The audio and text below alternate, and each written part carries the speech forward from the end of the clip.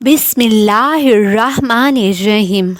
پیارے دوستو، عراق میں ایک تاجر رہا کرتا تھا جس کو اللہ تعالی نے بے شمار جانوروں اور بے پناہ دولت سے نوازا تھا۔ وہ جانوروں کو بیچنے کا کاروبار کرتا تھا، ان کو پالتا پوستا، ان کی دیکھ بھال کرتا، اچھی غذا کھلاتا اور حلال طریقے سے ان کو بیچ دیتا۔ اسی وجہ سے اسے ایک جگہ سے دوسری جگہ جانا پڑتا تھا۔ ایک بار ایسا ہوا کہ اس نے اپنی بکریوں کو دوسرے شہر جا کر بیچنے کا فیصلہ کر لیا۔ اس نے اپنے بیٹے سے کہا کہ میں یہ بکریاں بیچنے کے لیے دوسرے شہر جا رہا ہوں۔ اس کے بیٹے نے کہا، بابا ہم بھی آپ کے ساتھ چلیں گے، لیکن باپ نے کہا نہیں، اس بار نہیں۔ اس کے بعد تاجر اچھی نیت کے ساتھ حلب شہر کی طرف روانہ ہو گیا۔ وہ تاجر اس جگہ پہنچ چکا تھا۔ کچھ دن وہ وہاں پر رکا۔ وہاں پر مویشیوں کا بہت بڑا بازار لگتا تھا۔ اس نے اپنی ساری بکریاں بیچیں اور بہت ساری رقم کما کر واپس اپنے شہر کی طرف روانہ ہو گیا۔ ابھی وہ راستے میں تھا کہ ایک ڈاکو، جو اس جگہ کا مشہور ڈاکو تھا، اس نے اس کو دیکھ لیا اور وہ سمجھ گیا کہ تاجر کے پاس بہت سارا روپیہ پیسہ ہے۔ اس نے سوچ لیا کہ میں اسے لوٹ لوں گا۔ وہ ڈاکو لگاتار اس تاجر کا پیچھا کرنے لگا۔ جب تاجر راستے میں ایک ویران جگہ پر درخت کے نیچے کچھ دیر آرام کرنے کے لیے رکا تو اس ڈاکو نے تاجر پر حملہ کر دیا۔ اس کی گردن پر اپنا خنجر رکھا اور کہنے لگا، جو کچھ بھی تمہارے پاس ہے نکال کر چپ چاپ میرے حوالے کر دو۔ اس نیک انسان نے ادھر ادھر دیکھا اور شور مچایا کہ کوئی شاید اسے بچا لے، مگر اس ویران جگہ پر اس کی آواز سننے والا کوئی بھی نہیں تھا۔ اس نے خاموشی سے اپنا سارا مال ڈاکو کے حوالے کر دیا اور کہا، اب تم مجھے جانے دو۔ لیکن ڈاکو کی نیت بدل چکی تھی۔ اس نے کہا، نہیں، میں تجھے مار ڈالوں گا۔ تاجر نے کہا، تم نے میرا سارا مال لے لیا، اب تمہیں میری جان سے کیا غرض ہے؟ میرے چھوٹے چھوٹے بچے ہیں، مجھے قتل نہ کرو۔ مگر ڈاکو کے سر پر خون سوار تھا۔ تاجر نے اس کی منت سماعت کی، وہ نہ مانا اور قتل کرنے لگا۔ تاجر نے دائیں بائیں دیکھا کہ کوئی اس کی مدد کر دے، مگر وہاں کوئی انسان موجود نہ تھا۔ اچانک اس کی نظر اوپر درخت پر پڑی جس کے نیچے وہ آرام کر رہا تھا۔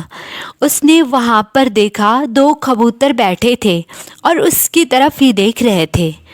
اس نے ان کبوتروں کی طرف دیکھ کر کچھ کہنا چاہا، لیکن ڈاکو نے خنجر سے اس پر حملہ کر دیا کہ اچانک اس نے بڑی مشکل سے ان کبوتروں کو مخاطب کیا اور کہا، آئے کبوتر، گواہ رہنا، مجھے اس نے بڑی بے رحمی سے مارا ہے۔ میرے حلال کمائے ہوئے مال کو اس نے چھین لیا۔ تم گواہ رہنا اور میرے بچوں کو میرے بارے میں بتا دینا۔ تب تک ڈاکو اس کو قتل کر چکا تھا اور اس کے آخری الفاظ پر مزاحیہ انداز میں دہرانے لگا کہ اے کبوتر، گواہ رہنا۔ یہ کبوتر بے زبان تیری کیا گواہی دیں گے؟ اب ڈاکو اس انسان کو مار کر اپنے رستے پر آ چکا تھا اور راستے میں بھی وہ وہی الفاظ دہرا رہا تھا کہ یہ بے زبان پرندے اس کی کیا گواہی دیں گے؟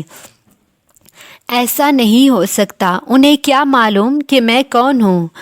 ادھر اس تاجر کے گھر والے اس کے آنے کا انتظار کر رہے تھے۔ دن گزرتے رہے لیکن اس کی کوئی خبر نہ ملی۔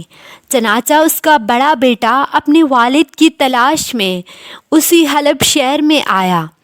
وہاں اس کو بتایا گیا کہ فلاں تاریخ کو تمہارا باپ یہاں آیا تھا، اس جگہ کو رکا تھا اور فلاں کے ہاتھ اس نے اپنی بکریوں کو بیچا تھا اور رقم وصول کی تھی، جو کہ بہت زیادہ تھی، اور چند دنوں کے بعد حلب سے کچھ دور ویرانے میں کسی نامعلوم شخص نے اسے خنجر سے مار دیا اور ساری رقم چھین کر بھاگ گیا۔ تمہارے والد کو اسی شہر کے قبرستان میں دفن کر دیا گیا ہے۔ یہ سن کر بیٹا بہت غم زدہ ہوا۔ وہ بیٹا اپنے باپ سے بہت محبت کرنے والا تھا۔ وہ اس شہر کے حاکم کے پاس گیا اور کہا، یہ کیا ہو گیا ہے؟ میرا باپ تو یہاں پر کاروبار کے سلسلے میں آیا تھا، بکریوں کو بیچتا تھا، اس کو قتل کر دیا اور اس کے پاس جو رقم تھی وہ رقم بھی چھین لی۔ رقم کا غم تو نہیں ہے، لیکن میرے باپ کے جانے کا غم تو بہت ہے۔ ایسے آپ کے شہر میں کوئی اجنبی آتا ہے اور کسی کو مار کر چلا جاتا ہے، کیا آپ کے پاس اسے پکڑنے والا کوئی نہیں؟ شہر کے حاکم نے اس کی بات نہ سنی۔ وہ رو رو کر وہاں سے قاضی کے پاس پہنچا۔ قاضی نے بھی اس کی کوئی مدد نہ کی۔ اس کے بعد وہ اپنے والد کے دوستوں کے پاس گیا، جن کے ہاتھوں اس نے اپنی بکریوں کو بیچا تھا۔ اس کے دوست کہنے لگے، یہ بات تو سچ ہے کہ اس نے رقم جمع کی اور رقم لے کر اکیلے نکل گیا، لیکن بتاؤ کون گواہی دے گا، کیونکہ وہ تو تنہا تھا، اس کے ساتھ کوئی بھی نہیں تھا۔ شاید اگر کوئی اس کے ساتھ بھی ہوتا تو اسے بھی مار دیا جاتا۔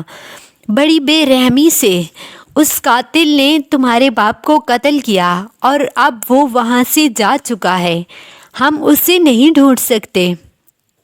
قاتل نے کوئی نشان بھی نہیں چھوڑا۔ اس کے بعد تاجر کا بیٹا وہاں سے مایوس ہو کر واپس اپنے شہر آ گیا۔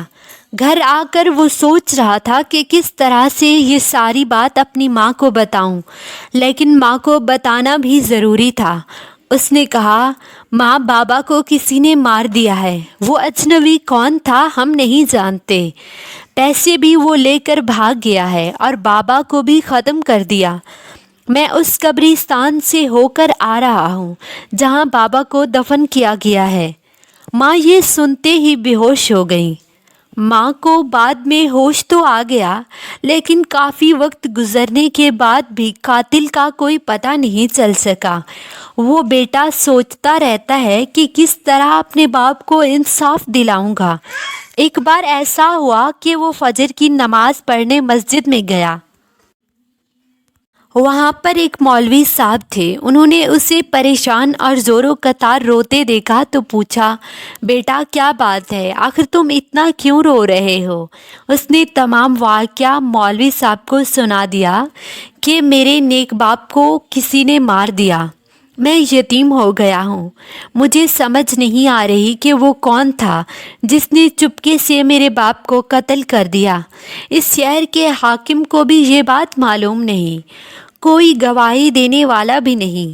مولوی صاحب کہنے لگے، اگر میں تمہیں وقت کے ولی کے بارے میں بتاؤں جو اللہ کے ولی ہیں اور وہ بہت علم رکھتے ہیں، وہ ضرور تمہیں خبر دیں گے کہ تمہارے باپ کو کس نے ناجائز طریقے سے قتل کیا ہے۔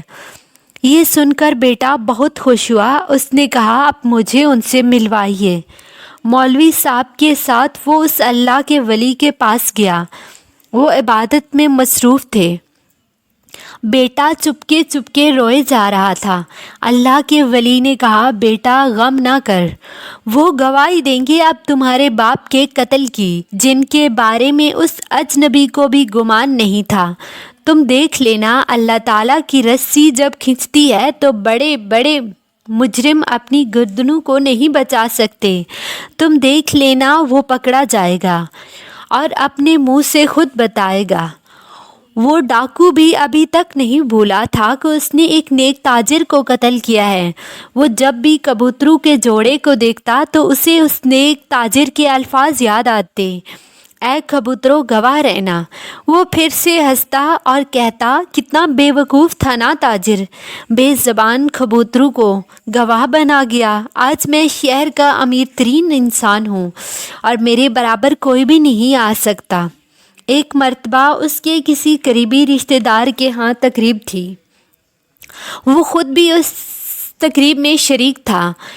اس کا جو رشتہ دار تھا وہ بہت امیر تھا اور وہ خود بھی بہت امیر تھا۔ وہاں پر سارے ہی امیر اور نامی گرامی لوگ موجود تھے۔ وہاں پر طرح طرح کے کھانے لگائے گئے اور اس قاتل کے سامنے بھی ایک بڑا سا تھال رکھا گیا۔ جب اس نے تھال سے ڈھکنا اٹھایا تو سامنے 2 بڑے کبوتر بھنے ہوئے پڑے تھے۔ اس آدمی نے ایک لمبی سانس لی۔ اس کی آنکھوں کے سامنے ایک درخت، اس کے اوپر بیٹھے کبوتروں کا ایک جوڑا اور نیچے ایک لاش گھوم گئی۔ اس کے کانوں میں تاجر کے الفاظ گونج رہے تھے، اور پھر اس نے نہ چاہتے ہوئے بھی ایک زوردار قہقہ لگایا، اور پھر زور زور سے وہ ہنستا چلا گیا۔ لوگ اسے پاگل سمجھنے لگے۔ لوگوں نے دیکھا کہ اسے کیا ہو گیا، یہ دعوت کو بھول کر، کھانے کو بھول کر لوگوں کو قتل کا واقعہ سنانے لگا ہے۔ اس نے ایک ایک بات مکمل تفصیل سے لوگوں کو بتا دی۔ لوگ یہ سن کر حیرت زدہ تھے۔ جیسے ہی اس نے اپنا راز اپنے منہ سے بولا تو اسے احساس ہوا کہ اس نے یہ کیا غلطی کر دی ہے۔ برسوں سے جس بات کو لوگ بھول چکے تھے، اور لوگوں کو پتہ ہی نہیں تھا کہ میں نے اس تاجر کو قتل کیا تھا، اور مقدمہ بھی بند ہو چکا تھا، یہاں تک کہ قاضی نے بھی اپنا ہاتھ ہٹا لیا تھا۔ اب میں نے خود چرچا کر دیا اس بات کا، لیکن اب تیر کمان سے نکل چکا تھا۔ چند گھنٹوں میں یہ بات پورے حلب میں لوگوں کی زبانوں پر تھی۔ شہر کے حاکم کو بھی اطلاع مل گئی۔ اس نے فوراً اس کو گرفتار کرنے کا حکم دیا۔ اس دعوت میں موجود تمام لوگوں کو گواہی کے لیے طلب کیا۔ انہوں نے اپنے اپنے بیان دیے۔ مجرم کو بلا کر گواہوں کے سامنے بیان رکھے گئے۔ اس کے پاس اعتراف کے سوا اور کوئی چارہ نہ تھا۔ اس نے خود اپنے منہ سے ہی تو بولا تھا۔ ظاہری سی بات ہے، اب وہ کیسے کہہ سکتا تھا کہ میں نے یہ نہیں کہا۔ قاضی نے مجرم کو پھانسی کی سزا سنا دی۔ اس سے ایک دن پہلے اس مجرم کی بیوی نے اس سے الوداعی ملاقات کی اور اس سے پوچھا کہ جب اتنے سالوں سے تمہارے اور تاجر کے بارے میں لوگوں کو نہیں پتہ تھا اور میں بھی نہیں جانتی تھی، تو پھر کیسے تم نے اس راز کو فاش کر دیا؟ اس نے جواب دیا، مجھے نہیں پتہ، مجھے ایسا لگا کہ ایک بزرگ ہستی میرے سامنے ہے اور اس کا چہرہ بہت نورانی تھا۔ وہ میرے سامنے آئے اور انہوں نے نہ جانے کیا پڑھ کر میرے اوپر دم کیا۔ میں بولنے لگا، میں نے وہ سب بولا جس کی میں نے کبھی نہ بولنے کی قسم کھائی تھی۔ اگلے دن صبح سویرے اس کی پھانسی کے منظر کو دیکھنے کے لیے بے شمار لوگ جمع ہو گئے۔ ان میں ایک تاجر بھی تھا، اس تاجر کا بیٹا بھی تھا۔ اسے معلوم ہو گیا تھا کہ قاتل گرفتار ہو چکا ہے، اسے پکڑا جا چکا ہے۔ وقت کے ولی نے جو بات کہی تھی وہ سچ ثابت ہو چکی تھی، لیکن ابھی بھی ایک منظر دیکھنا باقی تھا۔ اس کی گردن میں رسی ڈال دی گئی۔ اس نے کہا، لوگوں، میری زبان سے وہ الفاظ نہیں نکلے تھے، بلکہ وہ کبوتروں کی زبان سے نکلے تھے۔ وہ 2 کبوتر جو اس درخت پر موجود تھے، جو مجھے مارتے ہوئے دیکھ رہے تھے، وہی دعوت کے روز میرے سامنے تھال میں پڑے تھے۔ مجھے نہیں پتہ تھا، بس وہ یہی کہہ رہے تھے۔ میرے منہ سے بس ان کے الفاظ کی ادائیگی ہو رہی تھی۔